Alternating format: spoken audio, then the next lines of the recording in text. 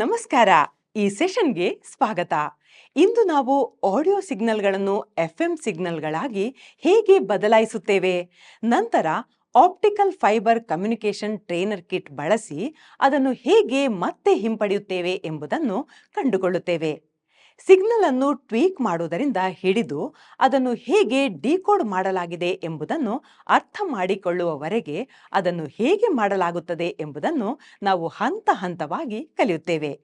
Sound ಮತ್ತು electronics ಪ್ರಪಂಚದ ಮೂಲಕ ಈ ರೋಮಾಂಚನಕಾರಿ ಪ್ರಯಾಣದಲ್ಲಿ ನಮ್ಮೊಂದಿಗೆ ಸೇರಿ. ಉದ್ದೇಶಗಳು: ಈ ಸೆಷನ್ ಕೊನೆಯಲ್ಲಿ ನೀವು ಇವುಗಳನ್ನು ಕಲಿಯುವಿರಿ. ಫ್ರೀಕ್ವೆನ್ಸಿ ಮಾಡ್ಯುಲೇಷನ್ ಮತ್ತು ಡಿಮಾಡ್ಯುಲೇಷನ್ ಅನ್ನು ವಿವರಿಸಲು ಮತ್ತು ಆಡಿಯೋ ಸಿಗ್ನಲ್ ಮೂಲಕ OFC ಟ್ರೈನರ್ ಕಿಟ್ ಅನ್ನು ಬಳಸಿಕೊಂಡು ಫ್ರೀಕ್ವೆನ್ಸಿ ಮಾಡ್ಯುಲೇಷನ್ ಮತ್ತು ಡಿಮಾಡ್ಯುಲೇಷನ್ ಅನ್ನು ತೋರಿಸುವುದು. ಮಾಡ್ಯುಲೇಷನ್ ಎಂದರೆ ಕ್ಯಾರಿಯರ್ ಸಿಗ್ನಲ್ ಪ್ರಾಪರ್ಟೀಸ್ ಅಂದರೆ ಆಂಪ್ಲಿಟ್ಯೂಡ್, ಫ್ರೀಕ್ವೆನ್ಸಿ ಅಥವಾ ಫೇಸ್ ಟ್ರಾನ್ಸ್ಮಿಟ್ ಆಗುವ ಇನ್ಫಾರ್ಮೇಷನ್ ಸಿಗ್ನಲ್ಗೆ ಅನುಗುಣವಾಗಿ ಬದಲಾಯಿಸುವ ಪ್ರಕ್ರಿಯೆಯಾಗಿದೆ. ಕ್ಯಾರಿಯರ್ ಸಿಗ್ನಲ್ ಇನ್ಫಾರ್ಮೇಷನ್ಗೆ ಮಾಧ್ಯಮದ ಮೂಲಕ ಪರಿಣಾಮಕಾರಿಯಾಗಿ ಟ್ರಾನ್ಸ್ಮಿಟ್ ಮಾಡಲು ಅನುವು ಮಾಡಿಕೊಡುತ್ತದೆ. ರೇಡಿಯೋ ವೇವ್ ಸಂದರ್ಭದಲ್ಲಿ, ಏರ್ ಅಥವಾ ವೈರ್ ಕಮ್ಯುನಿಕೇಷನ್ ಸಂದರ್ಭದಲ್ಲಿ ಕೇಬಲ್ ಕ್ಯಾರಿಯರ್ ಆಗಿ ಕಾರ್ಯನಿರ್ವಹಿಸುತ್ತದೆ. ಮಾಡ್ಯುಲೇಷನ್ ಅಗತ್ಯವೇನು? ಸಿಗ್ನಲ್ ಸ್ಟ್ರೆಂತ್ ಹೆಚ್ಚಿಸಲು. ಸೆಂಡರ್ ಬೇಸ್ ಬ್ಯಾಂಡ್ ಸಿಗ್ನಲ್ಗಳು ಡೈರೆಕ್ಟ್ ಟ್ರಾನ್ಸ್ಮಿಷನ್ ಮಾಡಲು ಸಾಮರ್ಥ್ಯವನ್ನು ಹೊಂದಿರುವುದಿಲ್ಲ. ಮೆಸೇಜ್ ಸಿಗ್ನಲ್ ಸ್ಟ್ರೆಂತ್ ಹೆಚ್ಚಿಸಬೇಕು, ಇದರಿಂದ ಅದು ಹೆಚ್ಚು ದೂರ ಪ್ರಯಾಣಿಸಬಹುದು. ಇಂತಹ ಸಂದರ್ಭದಲ್ಲಿ ಮಾಡ್ಯುಲೇಷನ್ ಕಾರ್ಯರೂಪಕ್ಕೆ ಬರುತ್ತದೆ. Wireless communication system. Modulation communication system ಅಲ್ಲಿ ವೈರ್ ಅಗತ್ಯವನ್ನು ನಿವಾರಿಸುತ್ತದೆ. ಅತಿ ವೇಗವಾಗಿ ಒಂದು ಸ್ಥಳದಿಂದ ಇನ್ನೊಂದಕ್ಕೆ ಸಿಗ್ನಲ್ ಟ್ರಾನ್ಸ್ಮಿಟ್ ಮಾಡುವಲ್ಲಿ ಮಾಡ್ಯುಲೇಷನ್ ಅನ್ನು ವ್ಯಾಪಕವಾಗಿ ಬಳಸಲಾಗುತ್ತದೆ ಎಂಬುದು ಇದಕ್ಕೆ ಕಾರಣ. ಆಂಟೆನಾದ ಗಾತ್ರ. 20 ಹರ್ಟ್ಸ್ನಿಂದ 20 ಕಿಲೋ ಹರ್ಟ್ಸ್ ಫ್ರೀಕ್ವೆನ್ಸಿ ರೇಂಜಲ್ಲಿರುವ ಸಿಗ್ನಲ್ಗಳು ಸ್ವಲ್ಪ ದೂರ ಮಾತ್ರ ಪ್ರಯಾಣಿಸಬಹುದು. ಮೆಸೇಜ್ ಸಿಗ್ನಲ್ ಅನ್ನು ಕಳುಹಿಸಲು ಬಳಸುವ ಆಂಟೆನಾದ ಉದ್ದ ಬಳಸಿದ ಫ್ರೀಕ್ವೆನ್ಸಿಯ ಕಾಲು ಭಾಗದಷ್ಟು ಇರಬೇಕು.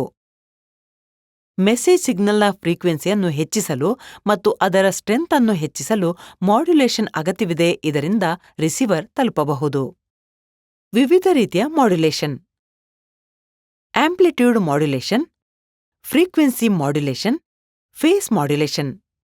ಫ್ರೀಕ್ವೆನ್ಸಿ ಮಾಡ್ಯುಲೇಷನ್ ಬೇಸ್ ಸಿಗ್ನಲ್ನ ಫ್ರೀಕ್ವೆನ್ಸಿ ವಿಭಿನ್ನ ಫ್ರೀಕ್ವೆನ್ಸಿ ಹೊಂದಿರುವ ಕ್ಯಾರಿಯರ್ ಸಿಗ್ನಲ್ನೊಂದಿಗೆ ಸೂಪರ್ ಇಂಪೋಸ್ ಮಾಡುವ ಮೂಲಕ ಬದಲಾಗುವ ಮಾಡ್ಯುಲೇಷನ್ ಅನ್ನು ಫ್ರೀಕ್ವೆನ್ಸಿ ಮಾಡ್ಯುಲೇಷನ್ ಎಂದು ಕರೆಯಲಾಗುತ್ತದೆ. ಆಪ್ಟಿಕಲ್ ಫೈಬರ್ ಕಮ್ಯುನಿಕೇಷನ್ ಕಿಟ್ನ ಪ್ರತಿಯೊಂದು ಬ್ಲಾಕ್ ಅನ್ನು ನೋಡೋಣ. Function generator. ಕಿಟ್ನಲ್ಲಿರುವ ಈ ಬ್ಲಾಕ್ ಸಿಗ್ನಲ್ ಅನ್ನು ವಿವಿಧ ಫ್ರೀಕ್ವೆನ್ಸಿಗಳಲ್ಲಿ ಉತ್ಪಾದಿಸುತ್ತದೆ ಹಾಗೂ ಸೈನ್, ಸ್ಕ್ವೇರ್ ಇತ್ಯಾದಿ ವೇವ್ ಫಾರ್ಮ್ಗಳು. ಫ್ರೀಕ್ವೆನ್ಸಿ ಮಾಡ್ಯುಲೇಷನ್ ಅಥವಾ VCO. ಈ ತಂತ್ರವು ಅದರ ಫ್ರೀಕ್ವೆನ್ಸಿಯನ್ನು ಬದಲಿಸುವ ಮೂಲಕ ಕ್ಯಾರಿಯರ್ ಸಿಗ್ನಲ್ ಮೇಲೆ ಇನ್ಫಾರ್ಮೇಷನ್ ಅನ್ನು ಎನ್ಕೋಡ್ ಮಾಡುತ್ತದೆ.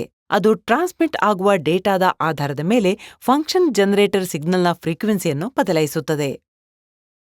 Emitter circuits. ಈ ಸರ್ಕ್ಯೂಟ್ಗಳು FM ಯೂನಿಟ್ ಇಂದ ಮಾಡ್ಯುಲೇಟ್ ಮಾಡಲಾದ ಎಲೆಕ್ಟ್ರಿಕಲ್ ಸಿಗ್ನಲ್ ಅನ್ನು ಪಡೆಯುತ್ತದೆ ಮತ್ತು ಅದನ್ನು ಲೈಟ್ ಸಿಗ್ನಲ್ ಆಗಿ ಪರಿವರ್ತಿಸುತ್ತದೆ. ಈ ಲೈಟ್ ಸಿಗ್ನಲ್ ಅನ್ನು ನಂತರ ಫೈಬರ್ ಆಪ್ಟಿಕ್ ಕೇಬಲ್ಗೆ ಕಳುಹಿಸಲಾಗುತ್ತದೆ. ಡಿಟೆಕ್ಟರ್ ಸರ್ಕ್ಯೂಟ್ಗಳು. ಲೈಟ್ ಸಿಗ್ನಲ್ ಫೈಬರ್ ಆಪ್ಟಿಕ್ ಕೇಬಲ್ನ ಇನ್ನೊಂದು ತುದಿಯನ್ನು ತಲುಪಿದಾಗ ಈ ಸರ್ಕ್ಯೂಟ್ಗಳು ಅದನ್ನು ಮತ್ತೆ ಎಲೆಕ್ಟ್ರಿಕಲ್ ಸಿಗ್ನಲ್ ಆಗಿ ಪರಿವರ್ತಿಸುತ್ತದೆ. Comparator circuit. ಕಂಪ್ಯಾರೇಟರ್ ಸರ್ಕ್ಯೂಟ್ಗಳು ಸಾಮಾನ್ಯವಾಗಿ 2 ಸಿಗ್ನಲ್ಗಳನ್ನು ಹೋಲಿಸುತ್ತವೆ ಮತ್ತು ಹೋಲಿಕೆಯ ಆಧಾರದ ಮೇಲೆ ಹೈ ಅಥವಾ ಲೋ ವೋಲ್ಟೇಜ್ ಔಟ್ಪುಟ್ ನೀಡುತ್ತದೆ. ಫೇಸ್ ಲಾಕ್ಡ್ ಲೂಪ್ ಅಥವಾ PLL ಡಿಟೆಕ್ಟರ್. ಈ ಸರ್ಕ್ಯೂಟ್ ಸ್ವೀಕರಿಸಿದ ಎಲೆಕ್ಟ್ರಿಕಲ್ ಸಿಗ್ನಲ್ನಿಂದ ಮೂಲ ಡೇಟಾ ಸಿಗ್ನಲ್ ಅನ್ನು ಮರುಪಡೆಯಲು ಸಹಾಯ ಮಾಡುತ್ತದೆ. Low pass filter. ಈ ಫಿಲ್ಟರ್ ರಿಕವರ್ ಮಾಡಿದ ಎಲೆಕ್ಟ್ರಿಕಲ್ ಸಿಗ್ನಲ್ನಿಂದ ಹೈ ಫ್ರೀಕ್ವೆನ್ಸಿ ನಾಯ್ಸ್ ಅನ್ನು ತೆಗೆದುಹಾಕಿ ನಮಗೆ ಒರಿಜಿನಲ್ ಡೇಟಾವನ್ನು ಕನಿಷ್ಠ ಡಿಸ್ಟಾರ್ಷನ್ನೊಂದಿಗೆ ನೀಡುತ್ತದೆ. AC ಆಂಪ್ಲಿಫೈಯರ್ ಸರ್ಕ್ಯೂಟ್ಗಳು. ಈ ಸರ್ಕ್ಯೂಟ್ಗಳು ಡಿಟೆಕ್ಟರ್ ಸರ್ಕ್ಯೂಟ್ಗಳಿಂದ ಸ್ವೀಕರಿಸಲ್ಪಟ್ಟ ದುರ್ಬಲ ಎಲೆಕ್ಟ್ರಿಕಲ್ ಸಿಗ್ನಲ್ ಅನ್ನು ವರ್ಧಿಸುತ್ತವೆ, ಹಾಗಾಗಿ ಮುಂದಿನ ಪ್ರೊಸೆಸಿಂಗ್ ಅಥವಾ ಅನಾಲಿಸಿಸ್ಗೆ ಅದನ್ನು ಬಲಗೊಳಿಸುವುದು. ಮುಂದೆ ನಾವು ಆಡಿಯೋ ಸಿಗ್ನಲ್ ಮೂಲಕ ಒಎಫ್ಸಿ ಟ್ರೈನರ್ ಕಿಟ್ ಅನ್ನು ಬಳಸಿಕೊಂಡು ಎಫ್ಎಂ ಮಾಡ್ಯುಲೇಷನ್ ಮತ್ತು ಡಿಮಾಡ್ಯುಲೇಷನ್ ಅನ್ನು ನಿರ್ವಹಿಸುತ್ತೇವೆ.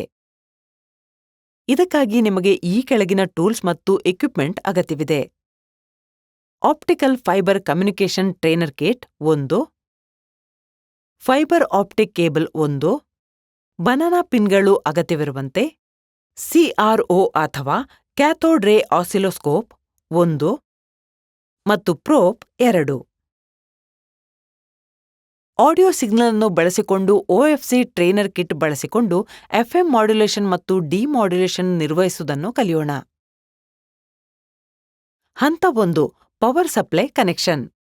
ಸರಿಯಾದ ಆಪರೇಷನ್ ಅನ್ನು ಖಚಿತಪಡಿಸಿಕೊಳ್ಳಲು ಒಎಫ್ಸಿ ಟ್ರೈನರ್ ಕಿಟ್ ಮತ್ತು ಕ್ಯಾಥೋಡ್ ರೇ ಆಸಿಲೋಸ್ಕೋಪ್ ಅಥವಾ ಸಿಆರ್ಒ 2ಕ್ಕೂ ಪವರ್ ಕನೆಕ್ಷನ್ ಕೊಡುವುದರ ಮೂಲಕ ಪ್ರಾರಂಭಿಸೋಣ.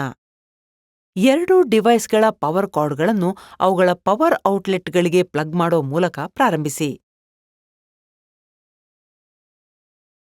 ಮುಂದುವರಿಯುವ ಮೊದಲು 2 ಡಿವೈಸ್ ಅಲ್ಲಿನ ಪವರ್ ಸ್ವಿಚ್ಗಳು ಆನ್ ಸ್ಥಾನದಲ್ಲಿವೆ ಎಂದು 2 ಬಾರಿ ಪರಿಶೀಲಿಸಿ. ಹಂತ 2, ಸಿಗ್ನಲ್ ಜನರೇಷನ್ ಸೆಟಪ್ ಮಾಡಿ. ಈಗ ಸಿಗ್ನಲ್ ಜನರೇಷನ್ ಸೆಟಪ್ ಮಾಡೋಣ. ಒಎಫ್ಸಿ ಟ್ರೈನರ್ ಕಿಟ್ನ ಬಿಲ್ಟ್ ಇನ್ ಫಂಕ್ಷನ್ ಜನರೇಟರ್ ಬಳಸಿಕೊಂಡು 1 ಕಿಲೋ ಹರ್ಟ್ಸ್ ಫ್ರೀಕ್ವೆನ್ಸಿಯ ಸೈನ್ ವೇವ್ ಸಿಗ್ನಲ್ ಅನ್ನು ರಚಿಸಿ. ಫಂಕ್ಷನ್ ಜನರೇಟರ್ ಇನ್ಪುಟ್ಗೆ ಸೂಕ್ತವಾದ ವೈರ್ ಕನೆಕ್ಟ್ ಮಾಡಿ. ಫಂಕ್ಷನ್ ಜನರೇಟರ್ನಲ್ಲಿ ಫ್ರೀಕ್ವೆನ್ಸಿ ಮತ್ತು ಆಂಪ್ಲಿಟ್ಯೂಡ್ ಸೆಟ್ಟಿಂಗ್ಗಳನ್ನು ಅಗತ್ಯವಿರುವಂತೆ ಹೊಂದಿಸಿ.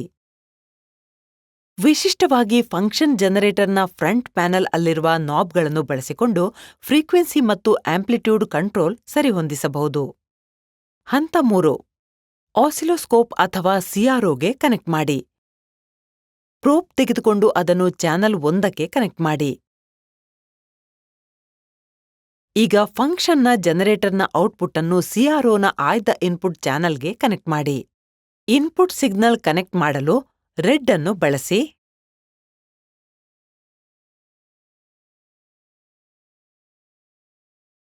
ಮತ್ತು ಬ್ಲ್ಯಾಕ್ ಪ್ರೋಬ್ ಅನ್ನು ಕಾಮನ್ ಗ್ರೌಂಡ್ಗೆ ಕನೆಕ್ಟ್ ಮಾಡಿ.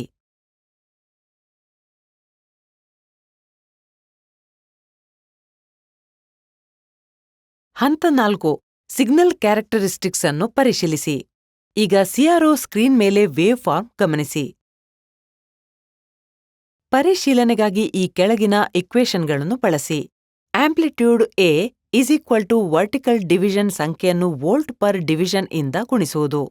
ಈಗ ಸಿಆರ್ಒನಲ್ಲಿ ವರ್ಟಿಕಲ್ ಡಿವಿಷನ್ ಮತ್ತು ವೋಲ್ಟ್ ಪರ್ ಡಿವಿಷನ್ ಅನ್ನು ಗಮನಿಸಿ ಮತ್ತು ಆಂಪ್ಲಿಟ್ಯೂಡ್ ಲೆಕ್ಕ ಮಾಡಿ. Time period T = horizontal division ಸಂಖ್ಯೆ ಟೈಮ್ ಪರ್ ಡಿವಿಷನ್ ಇಂದ ಗುಣಿಸಿ. ಹಾರಿಜಾಂಟಲ್ ಡಿವಿಷನ್ ಸಂಖ್ಯೆ ಮತ್ತು ಟೈಮ್ ಪರ್ ಡಿವಿಷನ್ ಅನ್ನು ಗಮನಿಸಿ ಮತ್ತು ಟೈಮ್ ಪೀರಿಯಡ್ ಅನ್ನು ರೆಕಾರ್ಡ್ ಮಾಡಿ. ಈಗ ಟೈಮ್ ಪೀರಿಯಡ್ ಅನ್ನು ಗಮನಿಸುವುದರ ಮೂಲಕ ಫ್ರೀಕ್ವೆನ್ಸಿ ಲೆಕ್ಕ ಮಾಡಿ. ಫ್ರೀಕ್ವೆನ್ಸಿ ಅಥವಾ ಎಫ್ = ಟೈಮ್ ಪೀರಿಯಡ್ ಅಥವಾ T1 ನಿಂದ ಭಾಗಿಸಿ. ಹಂತ 5, ಫ್ರೀಕ್ವೆನ್ಸಿ ಮಾಡ್ಯುಲೇಷನ್ ಎಫ್ಎಂ ನಿರ್ವಹಿಸಿ. ಈಗ ಫಂಕ್ಷನ್ ಜನರೇಟರ್ ಔಟ್ಪುಟ್ ಅನ್ನು ಫ್ರೀಕ್ವೆನ್ಸಿ ಮಾಡ್ಯುಲೇಟರ್ ಬ್ಲಾಕ್ನ ವೋಲ್ಟೇಜ್ ಕಂಟ್ರೋಲ್ ಆಸಿಲೇಟರ್ ಇನ್ಪುಟ್ಗೆ ಕನೆಕ್ಟ್ ಮಾಡಿ. ಸಿಆರ್ಒನಲ್ಲಿ ಆಯ್ಕೆ ಮಾಡಿದ ಚಾನೆಲ್ಗೆ ಫ್ರೀಕ್ವೆನ್ಸಿ ಮಾಡ್ಯುಲೇಟರ್ನ ಸಿಗ್ನಲ್ ಔಟ್ಪುಟ್ ಅನ್ನು ಕನೆಕ್ಟ್ ಮಾಡಿ. ಇದಕ್ಕಾಗಿ ಇನ್ನೊಂದು ಪ್ರೋಬ್ ಬಳಸಿ ಮತ್ತು ಅದನ್ನು ಚಾನೆಲ್ 2ಕ್ಕೆ ಕನೆಕ್ಟ್ ಮಾಡಿ. ರೆಡ್ ಪ್ರೋಬ್ ಅನ್ನು ಔಟ್ಪುಟ್ಗೆ ಮತ್ತು ಬ್ಲ್ಯಾಕ್ ಪ್ರೋಬ್ ಅನ್ನು ಗ್ರೌಂಡ್ಗೆ ಕನೆಕ್ಟ್ ಮಾಡಿ.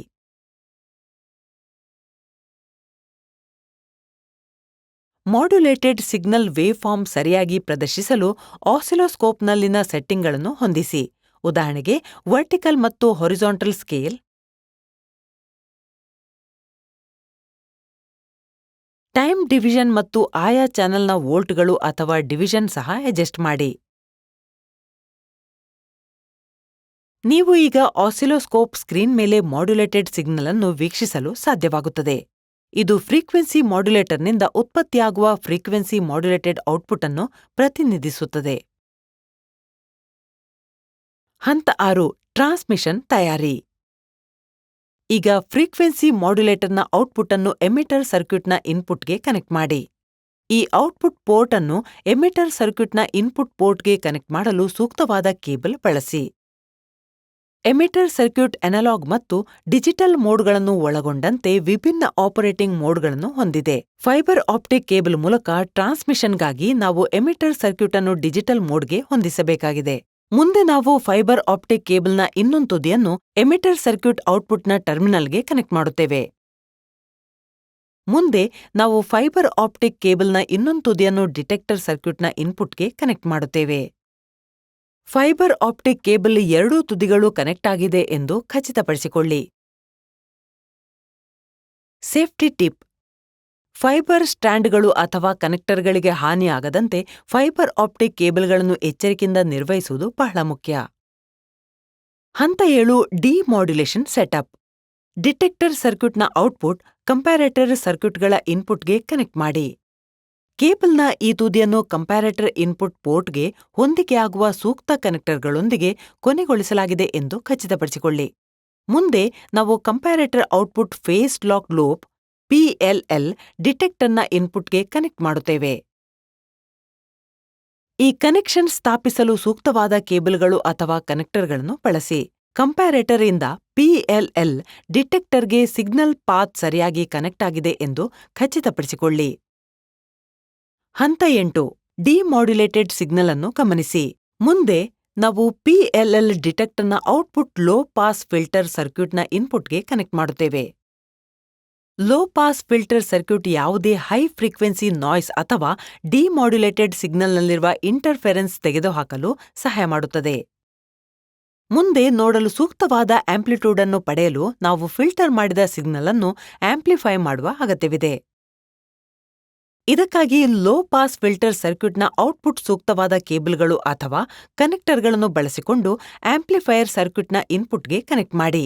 ಎಸಿ ಆಂಪ್ಲಿಫೈಯರ್ನ ಔಟ್ಪುಟ್ ಚಾನೆಲ್ 2ಕ್ಕೆ ಕನೆಕ್ಟ್ ಮಾಡಿ. ಎಸಿ ಆಂಪ್ಲಿಫೈಯರ್ ಸರ್ಕ್ಯೂಟ್ನ ಔಟ್ಪುಟ್ಗೆ ಚಾನೆಲ್ನ ರೆಡ್ ಪ್ರೋಬ್ ಅನ್ನು ಮತ್ತು ಬ್ಲ್ಯಾಕ್ ಪ್ರೋಬ್ ಅನ್ನು ಕಾಮನ್ ಗ್ರೌಂಡ್ಗೆ ಕನೆಕ್ಟ್ ಮಾಡಿ. ಆಂಪ್ಲಿಫೈಯರ್ ಔಟ್ಪುಟ್ನಿಂದ ಆಸಿಲೋಸ್ಕೋಪ್ ಇನ್ಪುಟ್ಗೆ ಸಿಗ್ನಲ್ ಮಾರ್ಗವನ್ನು ಸರಿಯಾಗಿ ರೂಟ್ ಮಾಡಲಾಗಿದೆ ಮತ್ತು ಸುರಕ್ಷಿತವಾಗಿ ಸಂಪರ್ಕಿಸಲಾಗಿದೆ ಎಂದು ಖಚಿತಪಡಿಸಿಕೊಳ್ಳಿ. ಸಿಗ್ನಲ್ ಅನ್ನು ಸರಿಯಾಗಿ ನೋಡಲು ಕಂಪ್ಯಾರೇಟರ್ ನಾಬ್ಗಳನ್ನು ಹೊಂದಿಸಿ. ಸರಿಯಾದ ಸಮಯ ಮತ್ತು ರೆಸಲ್ಯೂಷನ್ನೊಂದಿಗೆ ವೇವ್ ಫಾರ್ಮ್ ಅನ್ನು ಪ್ರದರ್ಶಿಸಲಾಗುತ್ತದೆ ಎಂದು ಖಚಿತಪಡಿಸಿಕೊಳ್ಳಲು ಟೈಮ್ ಡಿವಿಷನ್ ನಾಬ್ ಅನ್ನು ಸರಿಹೊಂದಿಸಿ ಅದರ ಗುಣಲಕ್ಷಣಗಳು ಮತ್ತು ವೈಶಿಷ್ಟ್ಯಗಳನ್ನು ವಿಶ್ಲೇಷಿಸಲು ಸುಲಭವಾಗುತ್ತದೆ. ಆಂಪ್ಲಿಫೈಯರ್ ಸರ್ಕ್ಯೂಟ್ನಿಂದ ತೆಗೆದುಕೊಳ್ಳಲಾದ ಔಟ್ಪುಟ್ ಸಿಗ್ನಲ್ ಮತ್ತು ಇನ್ಪುಟ್ ಸಿಗ್ನಲ್ ಒಂದೇ ಆಗಿವೆ ಎಂದು ಪರಿಶೀಲಿಸಿ. ಇಲ್ಲಿಗೆ ನಾವು ಈ ಸೆಷನ್ ಕೊನೆಗೆ ಬಂದಿದ್ದೇವೆ. ಈ ಸೆಷನ್ನಲ್ಲಿ ನಾವು ಕಲಿತಿದ್ದೇವೆ ಫ್ರೀಕ್ವೆನ್ಸಿ ಮಾಡ್ಯುಲೇಷನ್ ಮತ್ತು ಡಿಮಾಡ್ಯುಲೇಷನ್ ಆಡಿಯೋ ಸಿಗ್ನಲ್ ಮೂಲಕ OFC ಟ್ರೈನರ್ ಕಿಟ್ ಅನ್ನು ಬಳಸಿಕೊಂಡು ಫ್ರೀಕ್ವೆನ್ಸಿ ಮಾಡ್ಯುಲೇಷನ್ ಮತ್ತು ಡಿಮಾಡ್ಯುಲೇಷನ್ ಅನ್ನು ಪ್ರದರ್ಶಿಸುವುದು. ವೀಕ್ಷಿಸಿದ್ದಕ್ಕಾಗಿ ಧನ್ಯವಾದಗಳು. ಮುಂದಿನ ಸೆಷನ್ನಲ್ಲಿ ನಿಮ್ಮನ್ನು ಭೇಟಿ ಮಾಡುತ್ತೇವೆ.